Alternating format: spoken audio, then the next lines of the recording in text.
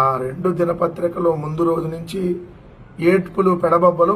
జగన్ గారు వెళ్ళిన తర్వాత కూడా అంటే వెళ్ళొచ్చిన దాని మీద కూడా బురద జల్లుతూ ఏ విధంగా గుక్క పట్టి ఏడ్చాయో ఒక్కసారి మీకు ఆంధ్రజ్యోతి రాధాకృష్ణ ఏడ్చినటువంటి విధానం, ఈనాడు కిరణ్ పొర్లుతూ ఏడ్చినటువంటి విధానం చూస్తే మీకు అర్థమైపోయింది.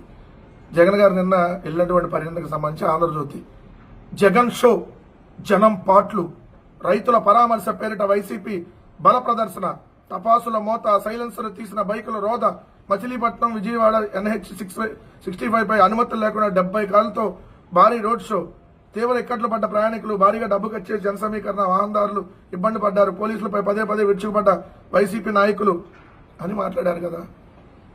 ఇవన్నీ రాశారు కదా. నేను అడుగుతున్నా సూటిగా, షో అంటే ఏంటి?